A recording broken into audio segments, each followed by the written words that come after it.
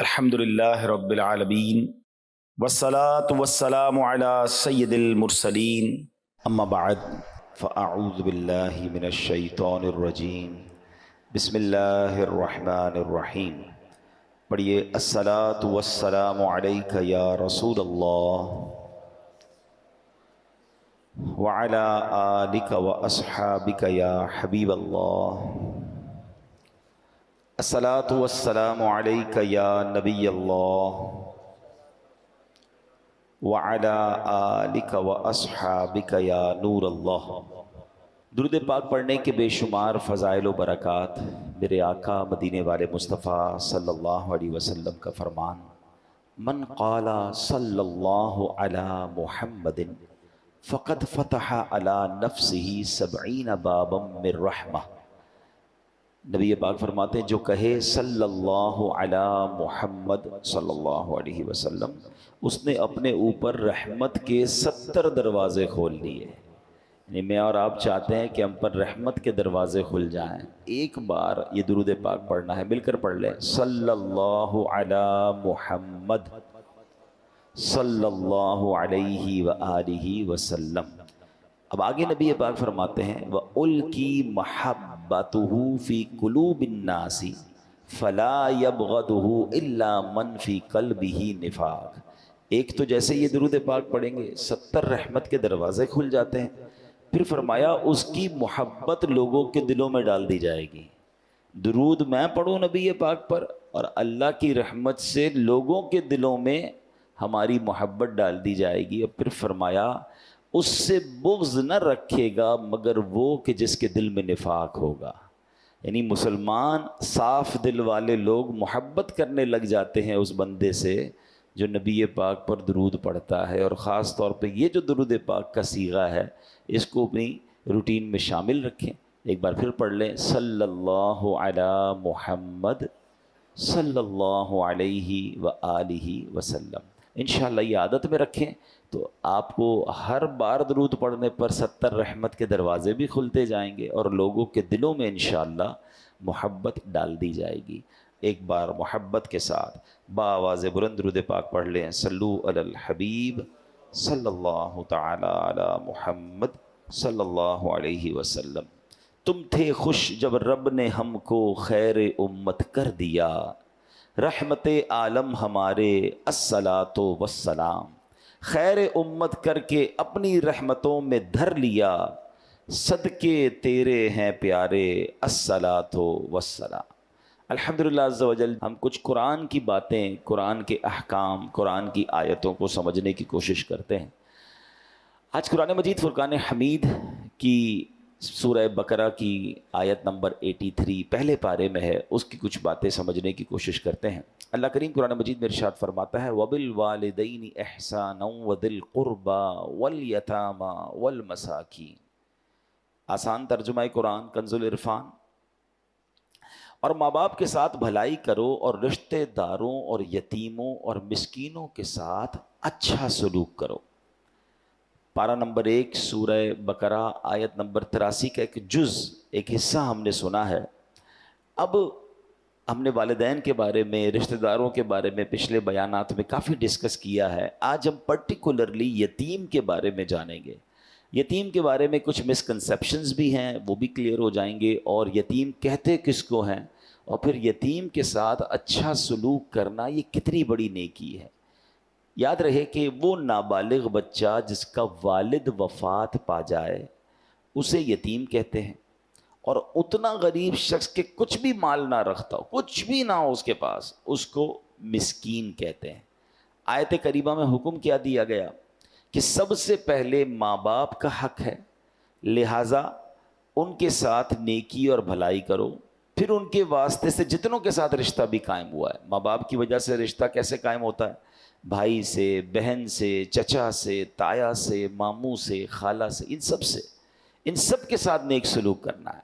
اور آخر میں فرمایا یتیم اور مسکین خواہ تمہارے رشتہ دار ہوں یا نہ ہوں، ان سب کے ساتھ نیکی اور بھلائی سے پیش آنا ہے۔ یہاں میں ایک اور بڑی خوبصورت بات آپ کو بتاؤں کہ وراثت جو ہے نا، یہ پیسوں کی تو ہوتی ہے، مال کی ہوتی ہے، نبی پاک علیہ الصلوۃ والسلام نے ایک بہت کمال کی بات ارشاد فرمائی، ان الود یتوارث، فرمایا محبت میں بھی وراثت جاری ہوتی ہے۔ ہاں، اس کو لوگ بھول جاتے ہیں۔ یہ کیا ہے؟ یعنی ماں باپ کی طرف سے جو ہمیں وراثت ملتی ہے نا، صرف جائیداد اور مال و دولت کی صورت میں نہیں ملتی، بلکہ وہ محبت جو ماں باپ کے دل میں ہوتی ہے اس کی بھی وراثت جاری ہوتی ہے۔ ہر وہ شخص جس کے لیے ہمارے ماں باپ کے دل میں محبت تھی، ماں باپ کی عزت احترام، اور ماں باپ ان کے لیے خلوص کے جذبات رکھتے تھے، عزت رکھتے تھے، اس میں بھی وراثت جاری ہوتی ہے۔ ہم پر بھی لازم ہے کہ اس محبت، عزت اور خلوص کے جذبات کو کنٹینیو کریں، ماں باپ کے رشتہ داروں کے حقوق ادا کریں۔ یہاں ہوتا کیا ہے؟ مثال کے طور پہ ماں باپ کا انتقال ہوا، اب والد صاحب اپنی بہن کے ساتھ، اپنے بھائیوں کے ساتھ، اپنے رشتہ داروں کے ساتھ بڑا اچھا سلوک رکھتے تھے، مگر والد کے انتقال کے بعد اب بیٹا کہتا ہے وہ میرے رشتہ دار تو نہیں ہے نا، خالہ میری، اب میری مطلب پھوپھی میری کیا ہے، تو چچا میرے کیا ہیں، وہ ابو کے رشتہ دار تھے۔ بالکل اسی طرح والد صاحب کچھ غریبوں کی مدد بھی کرتے تھے، یا والد صاحب کے بہت اچھے کچھ دوست تھے، اب جیسے ہی والد کا انتقال ہوا ان سب سے رابطہ ختم۔ اسی طرح والدہ کا جب انتقال ہوا تو خالہ سے رابطہ ختم، ماموں سے رابطہ ختم، ننیال والوں سے لوگ رابطہ ختم کر دیتے ہیں۔ اسی طرح والدہ کی کچھ سہیلیاں ہوتی ہیں، یا والدہ کی کچھ ایسی عورتیں آتی تھی کہ ماں جن کی مدد کرتی تھی، لیکن ہوتا کیا ہے کہ جیسے ہی ماں باپ دنیا سے جاتے ہیں بچے کہتے ہیں ہمارا ان سے کیا تعلق ہے، وہ اچھا ان کو بڑا فیل ہوتا ہے کہ ہمارا بھائی تو کیا گیا، اب سارا معاملہ ہی ختم ہو گیا، ہماری بہن تو کیا گئی، اب سارا معاملہ ختم ہو گیا۔ نہیں، ابھی حدیث کا جز یاد رکھیے کہ محبت میں بھی وراثت جاری ہوتی ہے۔ اچھی اولاد وہ ہے کہ جو ماں باپ کے رشتہ داروں کے ساتھ بھی اچھا سلوک کرے، بلکہ وہ جہاں جہاں نیکی کر رہے تھے اس نیکی کو بھی جاری رکھے۔ اس سے فائدہ پتہ کیا ہوتا ہے؟ ماں باپ کی روح راضی ہوتی ہے کہ ہمارے بچوں نے ہمارے دوستوں کا اب بھی خیال رکھا، ہمارے رشتہ داروں کا اب بھی خیال رکھا ہے۔ اور دوسرا فائدہ پتہ کیا ہوتا ہے؟ کہ وہ جو لوگ ہوتے ہیں نا جن کے ساتھ آپ اچھا سلوک کرتے ہیں، یعنی اگر کوئی بچہ اپنے چچا کے ساتھ، تایا کے ساتھ، اپنے ددیال والوں کے ساتھ، ماں کے جانے کے بعد ننیال والوں کے ساتھ، یا ماں باپ جہاں نیکی کرتے تھے اس نیکی کو کنٹینیو کرتا ہے، تو وہ سارے لوگ اس مرحوم کو دعا دیتے ہیں کہ دیکھو کیا بیٹا کی تربیت کر کے گئے، کہ بیٹا اپنے باپ کی اس نیکی کو جاری رکھے ہوئے، اپنی ماں کی اس نیکی کو جاری رکھے ہوئے۔ اور علماء نے حقوق والدین میں بھی اس کو لکھا کہ ماں باپ کا یہ حق ہے کہ ان کے انتقال کے بعد ان کے رشتہ داروں کے ساتھ اچھا سلوک کیا جائے۔ تو قرآن کی اس آیت میں ہمیں کیا سمجھایا گیا کہ ہمیں رشتہ دار، والدین کے ساتھ تو اچھا سلوک کرنا ہے، مگر رشتہ داروں کے ساتھ بھی اچھا سلوک کرنا ہے۔ یہ تو بات ہو گئی اس حصے کی۔ اب بات کرتے ہیں یتیم کی۔ اچھا، یتیم کے بارے میں ایک مسکنسیپشن یہ ہے کہ بہت سارے لوگ ملتے ہیں کہتے ہیں میں بھی یتیم ہوں، اور بہت بڑی عمر کے ہوتے ہیں یا جوان ہوتے ہیں۔ تو یاد رکھیے یتیم صرف نابالغ ہوتا ہے، جب وہ بالغ ہو جائے گا نا اب وہ یتیم نہیں رہا، ورنہ تو شاید یہاں بہت سارے یتیم بیٹھے ہیں، میرے والدین بھی چلے گئے ہیں، تو بھائی اب جس عمر میں یتیم نہیں ہوتا کوئی، اللہ پاک سب کے مرحومین کی مغفرت فرمائے، مگر یتیم کی جو تعریف ہے نا وہ تعریف یہ ہے کہ جب وہ نابالغ ہے اور اس کے والد کا انتقال ہو گیا ہے تو وہ یتیم ہے۔ تو یہ بات بھی آپ کے ذہن میں رہے۔ اب یتیم اور مسکین کی مدد کرنے والا یہ اتنی بڑی نیکی ہے اور اتنا بڑا ثواب ہے، سبحان اللہ۔ نبی پاک علیہ الصلوۃ والسلام فرماتے الساعی علی الارملۃ والمسکین کالمجاہدی فی سبیل اللہ او کالذی یصوم النہار ویقوم اللیل۔ آقا علیہ الصلوۃ والسلام فرماتے ہیں، بخاری کی حدیث ہے، کہ یتیم بچوں اور مسکین کے لیے دوڑ دھوپ کرنے والا، مثلا ان کی مدد کی کوشش کرنے والا، راہ خدا میں لڑنے والا، یا دن کو روزہ رکھنے اور رات بھر عبادت کرنے والے کی طرح ہے۔ اب آپ ذرا غور کیجئے کہ دن کو روزہ رکھنا، رات بھر عبادت کرنا، بلکہ راہ خدا میں جہاد کرنا، اس کے برابر کس کو کہا گیا؟ کہ جو یتیم کی یا مسکین کے لیے کوشش کرتا ہے، کسی کو یتیم مسکین کو کھانا کھلا رہا ہے، ان کی تعلیم کے لیے مدد کر رہا ہے، ان کو کہیں ڈراپ کر رہا ہے، ان کو ریسیو کر رہا ہے، یہ وہ نیکی ہے کہ یہ مجاہد کے برابر ہے، راہ خدا میں لڑنے والے کے برابر ہے۔ حدیث پاک میں آتا ہے جنت میں پہنچ کر وہاں سے واپس دنیا میں آنے کی کوئی خواہش نہیں کرے گا۔ دنیا سے کوئی جنت میں پہنچ جائے اس کو پھر دنیا میں کیوں واپس آنا ہے؟ مگر سبحان اللہ جو راہ خدا میں لڑتے ہوئے شہید ہوا ہوگا نا، وہ جنت میں پہنچ کر بھی خواہش کرے گا کہ کاش پھر دنیا میں جاؤں، پھر راہ خدا میں لڑوں اور پھر شہادت کا مرتبہ پاؤں۔ مبارک ہو ان لوگوں کو جو اللہ کی راہ میں لڑتے ہیں اور پھر شہادت کا رتبہ پاتے ہیں۔ اب عام لوگوں کے لیے تو یہ مواقع نہیں ہوتے، یہ تو فوج ہوتی ہیں دنیا بھر میں، جو بھی جیسے بھی ملک کے لیے، وطن کے لیے، اسلام کے لیے جو لڑائی ہوتی ہے وہ لڑتے ہیں، مگر عام لوگوں کے لیے بھی کیا ہمیں ایک انعام مل گیا کہ اگر یتیم کی مدد کی جائے، مسکینوں کی مدد کی جائے، تو فرمایا یہ راہ خدا میں جہاد کرنے کے برابر ہے۔ صدیقہ بنت صدیق، حضرت عائشہ صدیقہ طیبہ طاہرہ رضی اللہ تعالی عنہا سے روایت ہے کہ رسول ذیشان مکی مدنی سلطان صلی اللہ علیہ وسلم نے فرمایا جو کسی چھوٹے لاوارث یا یتیم بچے کو پالے یہاں تک کہ وہ لا الہ الا اللہ کہنا شروع کر دے، اللہ پاک اس شخص سے حساب نہ لے گا۔ تو مبارک انہیں جو اس طرح لاوارث اور مسکین بچوں کی کفالت کرتے ہیں اور اس حد تک انہیں پالتے ہیں کہ وہ مدرسے چلے جائیں، وہ دین سیکھ جائیں، وہ اللہ رسول کا نام لینے والے بن جائیں، پیروں پہ کھڑے ہو جائیں، تو پھر انشاءاللہ یہ اس کے لیے مغفرت کا سبب بن جاتا ہے۔ ایک اور جگہ نبی پاک علیہ الصلوۃ والسلام فرماتے ہیں، اللہ اکبر، انا وکافل الیتیم فی الجنت کہاتین، آقا فرماتے ہیں میں اور یتیم کی کفالت کرنے والا جنت میں یوں ہوں گے، اور یہ کہہ کر نبی پاک نے شہادت کی انگلی اور اپنی بیچ والی انگلی کو ملایا، فرمایا ایسے جنت میں ساتھ ہوں گے جیسے میں اور وہ جو یتیم کی کفالت کرنے والا ہے۔ ایک جگہ فرمایا خیر بیت فی المسلمین بیت فیہ یتیم یحسن الیہ، یعنی مسلمان گھروں میں سب سے بہترین گھر وہ ہے جس میں یتیم ہو اور اس کے ساتھ نیک سلوک کیا جاتا ہو۔ لیکن آگے فرمایا وشر بیت فی المسلمین بیت فیہ یتیم یساء الیہ، فرمایا سب سے برا گھر وہ ہے جس میں یتیم ہو اور اس کے ساتھ برا سلوک کیا جاتا ہو۔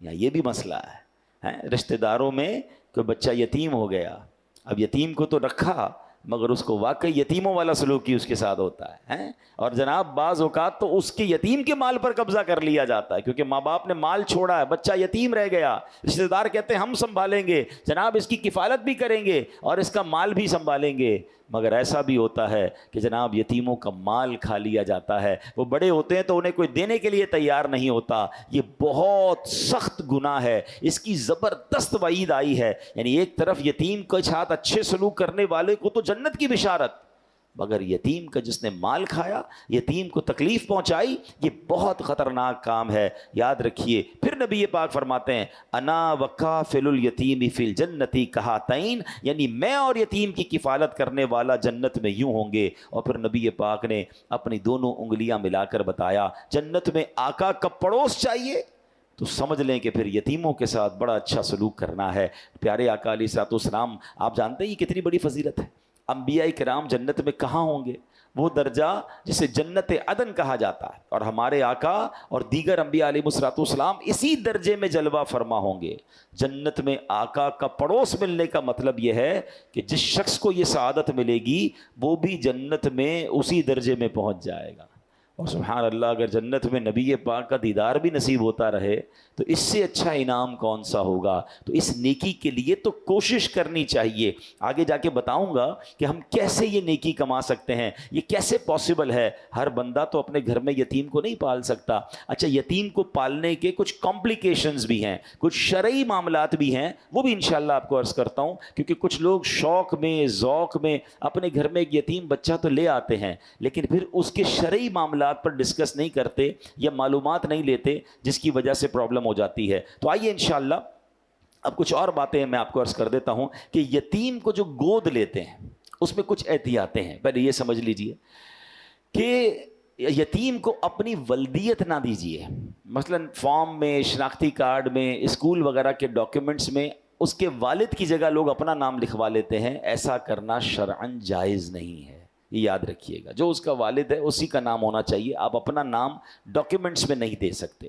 اسی طرح یتیم جب بالغ ہوگا نا تو اب پردے کے معاملات بھی ہوں گے، مثلا اگر کسی نے بچہ لڑکا یتیم ہے اور گھر میں کفالت کر لی ہے تو جس خاتون نے بے شک اس کو بیٹا سمجھ کر ہی پالا ہے، مگر جب یہ بالغ ہوگا تو یہ نامحرم ہو جائے گا، تو اب وہ احتیاط جو ہے وہ دوبارہ کرنی پڑے گی۔ پتہ چلا ایک نیکی تو کرنے جا رہے ہیں، لیکن علم دین نہیں ہے. بعض لوگ کرتے ہیں, بہت خدمت کرتے ہیں یتیم کی, بچپن سے لے کر پالتے ہیں, مگر کچھ ایسی غلطیاں کر جاتے ہیں کہ پھر گناہوں کا میٹر شروع ہو جاتا ہے. اسی طرح اگر کوئی بچی لے کر آئے ہیں گھر میں اور اب وہ بچی بالغ ہو گئی ہے, بڑی ہو گئی ہے, تو مردوں کا, گھر کے مردوں کا جو اجنبی ہیں اس کے لیے پردہ شروع ہو جائے گا. تو جب بھی ایسا کوئی کام کرنا ہو, بار بار اسی لیے کہا جاتا ہے کہ اس کی شرعی رہنمائی لے لیں, علماء سے رجوع کر لیں, گائیڈ لائن لے لیں, طریقے موجود ہیں, اس طریقے کے مطابق کریں گے تو یہ نیکی بہت بڑی ہے. سبحان اللہ. اب جو میں نے بات کی نا کہ یتیموں کا جو لوگ مال کھا جاتے ہیں, وراثت میں یہ بڑا مسئلہ ہوتا ہے کہ کسی بھائی کا انتقال ہو گیا,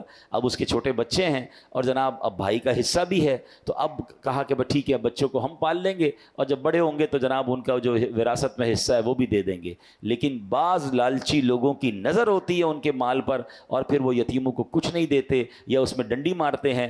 یاد رکھیے قرآن مجید فرقان حمید ارشاد فرماتا ہے, ان الذین یأکلون اموال الیتامی ظلما انما یأکلون فی بطونہم نارا وسیصلون سعیرا. بے شک وہ لوگ جو ظلم کرتے ہوئے یتیموں کا مال کھاتے ہیں وہ اپنے پیٹ میں بالکل آگ بھرتے ہیں اور ان قریب یہ لوگ بھڑکتی ہوئی آگ میں جائیں گے. یہ تھوڑے پیسے, یہ تھوڑی زیادتی, یہ جہنم کا سامان ہے. یتیم کا مال ناحق کھانا کبیرہ گناہ اور سخت حرام ہے. قرآن پاک میں نہایت شدت کے ساتھ اس کے حرام ہونے کا بیان کیا گیا ہے. یتیم کا مال کھانے کا یہ مطلب نہیں کہ آدمی باقاعدہ کسی بری نیت سے کھائے تو ہی حرام ہے, بلکہ آدمی کو اس کی خبر بھی نہیں ہوتی کہ وہ حرام کھا رہا ہے, حالانکہ وہ یتیموں کا مال کھانے کے حرام فعل میں ملوث ہو جاتا ہے. اس میں بھی وہی پرابلم ہے, وہ سمجھ رہا ہے میں ٹھیک تو کر رہا ہوں. یہ اتنا باریک معاملہ ہے. وہی علم دین کے بغیر کام کرنا جو ہے نا, اس میں بہت ساری قباحتیں ہیں. اب میں آپ کو اس کی چھوٹی سی ایک باریکی بتاتا ہوں. مثال کے طور پہ کسی کا انتقال ہو گیا اور اس کے بالغ بچے بھی ہیں, یتیم بچے بھی ہیں, تو اب اس کا ورثہ تو سب کو تقسیم ہوگا نا. اور اب اس کے انتقال کے بعد گھر والے کہتے ہیں کہ جناب ابو جان کے لیے ایصال ثواب کے لیے کوئی تیجے کا یا 40ویں کا پروگرام رکھ لیتے ہیں, قرآن خوانی رکھتے ہیں اور لنگر بھی رکھتے ہیں اور سب کو کھلاتے ہیں, ابو کو ثواب ملے گا. کام بہت اچھا ہے, لیکن اگر یہ کام اس مرحوم کی بچی ہوئی رقم میں سے کیا جا رہا ہے, اس کے ترکے کے مال میں سے کیا جا رہا ہے, تو یہ غلط ہو جائے گا. کیونکہ یتیم بچہ جو ہے اس کا بھی اس میں حق ہے, اور یتیم جب تک بالغ نہیں ہوتا اپنے پیسوں کا کسی کو اجازت نہیں دے سکتا. تو اب پرابلم یہ ہو گیا کہ مرحوم کا پیسہ بھی اگر یتیم کی طرف چلا گیا تو اب اس کی اجازت کے بغیر, اور وہ اجازت بالغ ہونے سے پہلے دے نہیں سکتا, تو مرحوم کے ایصال ثواب کے لیے بھی خرچ نہیں ہو سکے گا. اب اس سے اندازہ کر لیں کہ اتنی باریکی, اور لوگ جناب یتیم کے مال کو کہیں انویسٹ کر رہے ہوتے ہیں, کہیں لگا رہے ہوتے ہیں, کوئی شرعی رہنمائی ہوتی نہیں, خرچ کر رہے ہوتے ہیں, لیکن کیا معلوم یہ حرام ہو رہا ہو. کچھ چیزوں کی اجازت ضرور ہے, مگر اس کے لیے علماء سے رابطہ کیجئے. اگر آپ کسی یتیم کی کفالت کر رہے ہیں یا اس یتیم کا سرمایہ آپ کے پاس آ گیا ہے, اس کی وراثت کا حساب کتاب آپ کے پاس آیا ہے, تو اب آپ الرٹ ہو جائیے کہ 1 روپیہ بھی غلط نہیں کرنا ہے. کہیں قرآن میں جو فرمایا کہ وہ بھڑکتی ہوئی آگ میں جائیں گے, ان بدنصیبوں میں میں شامل نہ ہو جاؤں. تفسیر قرآن نور العرفان میں کیا ہے, جب میت کے یتیم وارث ہوں تو مال مشترک میں اس کی فاتحہ تیجا وغیرہ حرام ہے کہ اس میں یتیم کا حق شامل ہے, بلکہ پہلے تقسیم کرو پھر کوئی بالغ وارث اپنے حصے سے یہ سارے کام کرے, ورنہ جو بھی کھائے گا دوزخ کی آگ کھائے گا, قیامت میں اس کے منہ سے دھواں نکلے گا. حدیث پاک میں آتا ہے یتیم کا مال ظلمن کھانے والے قیامت میں اس طرح اٹھیں گے کہ ان کے منہ, کان اور ناک سے بلکہ ان کی قبروں سے دھواں اٹھتا ہوگا, جس سے وہ پہچانے جائیں گے کہ یہ یتیموں کا مال کھانے والے. یتیم کا اگر خاندان میں, ہماری فیملی میں کوئی یتیم ہے نا, اور اس کا مال کسی طرح آپ کو پتہ چل گیا کہ یہ ہم نے ٹیک کیئر کرنا ہے, بی اویئر, علماء سے رابطہ کریں, 1 روپے کا پراپر حساب رکھیں. نیکی بڑی ہے مگر یہاں زیادتیاں ہو رہی ہیں. آپ کے سامنے بھی ہوگا ایسے واقعات, بہنوں کا حق نہیں دیتے ورثے میں اور یتیم کا مال کھا جاتے ہیں. یتیم کو بیچارے کو پتہ بھی تو نہیں ہوتا نا کہ میرے پاس کتنے پیسے ہیں, وہ تو چھوٹا تھا, اس کے والد صاحب چلے گئے, اب رشتہ داروں کی نظریں ہوتی ہیں کہ جناب اس کا ہم سنبھالیں گے اور اس کا مال بھی ہم ہتھیا لیں گے. یہ مال نہیں لے رہے آپ, یہ جہنم کی آگ لے رہے ہیں. اس یتیم کی کفالت کر کے جنت آپ حاصل کر سکتے ہیں. پیارے آقا علیہ الصلوۃ والسلام کی حیات طیبہ کا بڑا شاندار واقعہ. مکہ مکرمہ میں ایک یتیم بچہ تھا, اس کی امت کے فرعون, یعنی اس امت کا جو فرعون تھا وہ کون تھا؟ ابو جہل تھا. اس ابو جہل نے اس یتیم بچے کی پرورش اپنے ذمے لے لی, سارا مال بھی جو اس بچے کو وراثت میں ملا تھا وہ بھی اپنے قبضے میں کر لیا. اب چاہیے تو یہ تھا کہ ابو جہل اس کی اچھی دیکھ بھال کرتا، مگر اس بدبخت نے، جس کے دل میں حرص و ہوس بھری ہوئی تھی، یتیم کی پرورش کرنے کی بجائے اس کے مال پر قبضہ کر لیا۔ ایک دن وہ بچہ ننگے بدن پریشان حال ابو جہل کے پاس آیا اور کہا کہ مجھے اپنا مال دو جو میرے والد صاحب چھوڑ کر گئے تھے۔ اس بدبخت نے اس یتیم کو دھکے دے کر اپنے گھر سے نکال دیا۔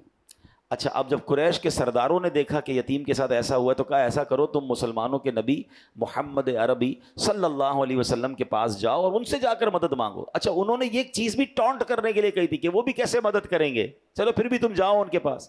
وہ پیارے آقا علیہ الصلوۃ والسلام کے پاس آیا۔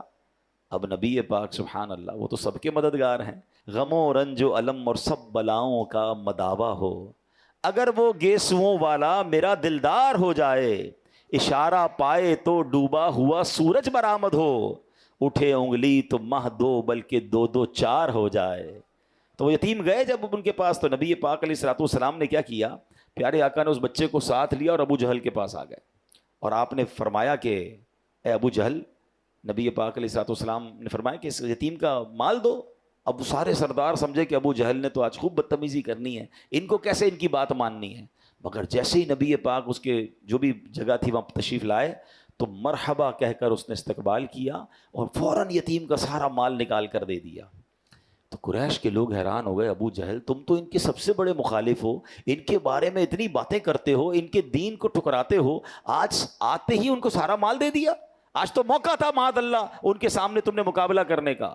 تو ابو جہل کہتا ہے کہ جب وہ آئے تو خدا کی قسم میں نے دیکھا کہ محمد عربی صلی اللہ تعالیٰ علیہ وسلم کے دائیں اور بائیں ایک نیزہ دیکھا میں نے، مجھے ڈر لگا کہ ان کی بات نہیں مانوں گا تو وہ نیزہ مجھے پھاڑ ڈالے گا۔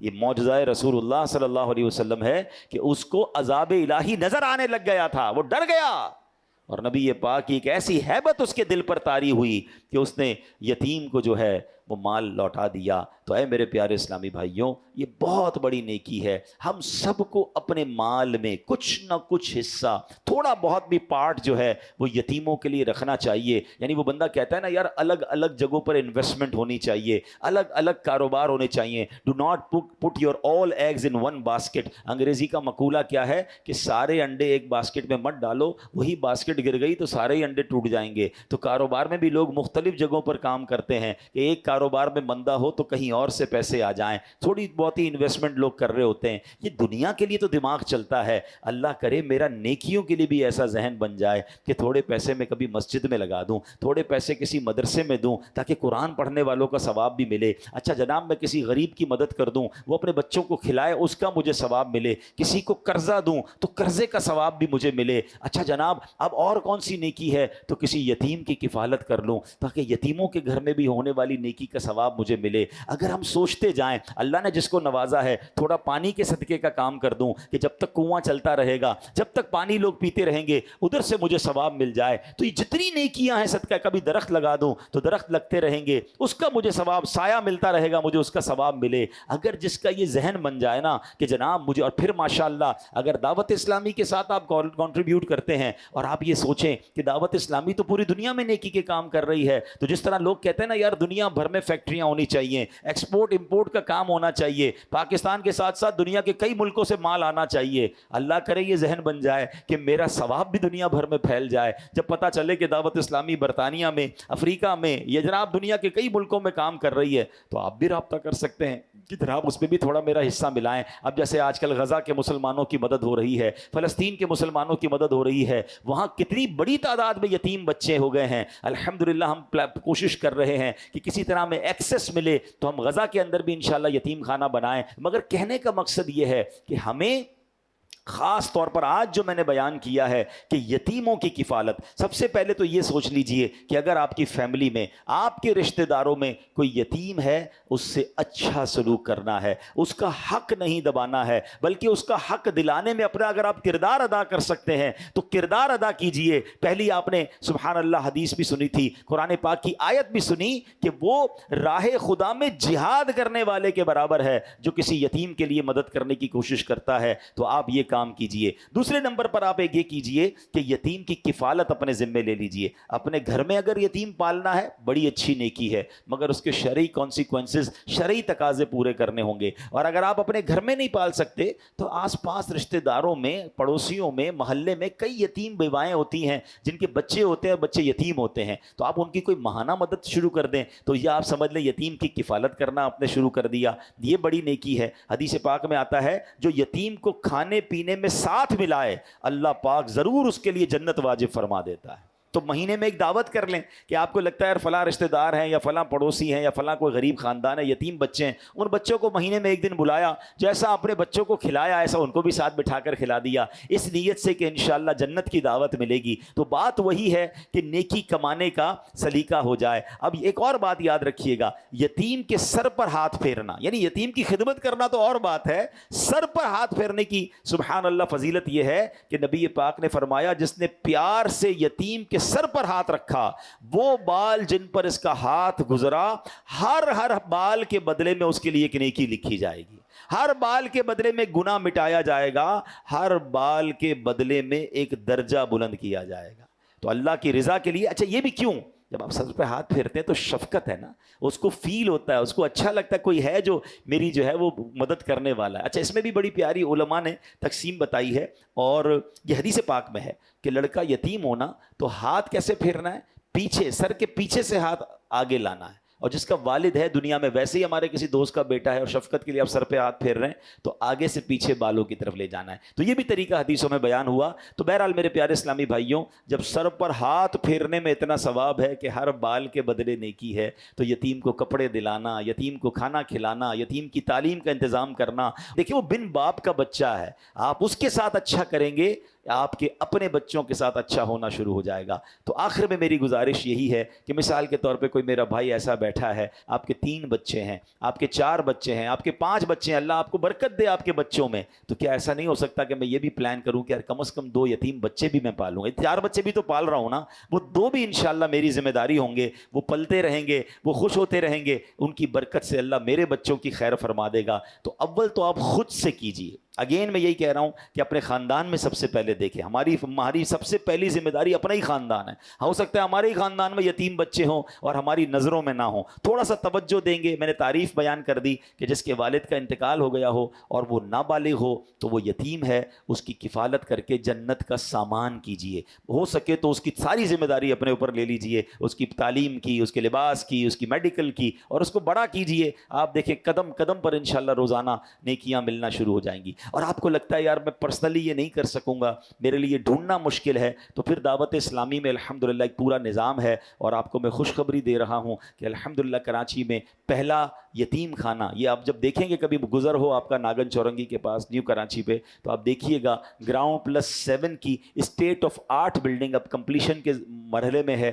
اور انشاءاللہ آپ یتیم خانہ، ہم نے یہ بھی سوچا تھا جب یہ بنانے لگے تھے کہ نارمل مدرسے کی طرح کا بنا لیں، ہم نے کئی یتیم خانوں کا وزٹ کیا، پھر ہمیں اندازہ ہوا کہ پاکستان میں کئی یتیم خانے، واقعی یتیم خانے بنا دیے انہوں نے، اتنا برا حال ہے۔ میں سب کا نہیں کہتا، کچھ واقعی بہت اچھے ہیں، لیکن انشاءاللہ ہم نے ایک ایسا پلان کیا کہ ہم ایسا یتیم خانہ بنائیں کہ عام بچے تمنا کریں کہ ہمیں وہاں پر رہنا ہے، کیونکہ یہ ہمارے بچے ہوں گے، ان کی رہائش، ان کا کھانا پینا، ان کی میڈیکل، بلکہ ان کو دیکھیں نا، اگر بچہ عید کی چھٹیوں پہ اپنے ماں باپ کے پاس جاتا ہے، یہ کہاں جائیں گے؟ تو ان بچوں کو کہیں اسلامک ٹور پر بھی لے جانا، یا پاکستان ٹور پہ لے جانا، مزارات اولیاء کا ٹور کرانا، وہ بھی ہماری ذمہ داری ہوگی۔ تو ایک شاندار مدنی ہوم زیر تعمیر ہے، اور انشاءاللہ مجھے بہت امید ہے کہ اینڈ آف 2025 یا جنوری 2026 کے قریب اس کی اوپننگ ہوگی۔ جب آپ دیکھیں گے تو اگر آپ یتیموں کی کفالت خود کریں، دوبارہ میں کہتا ہوں آپ خود کریں، نہیں کر سکتے اور آپ چاہتے ہیں کہ ہم یہ ذمہ داری لیں، تو آپ دعوت اسلامی کے ساتھ تعاون کر سکتے ہیں، مدنی ہوم کے نام پر اپنا ڈونیشن دیں گے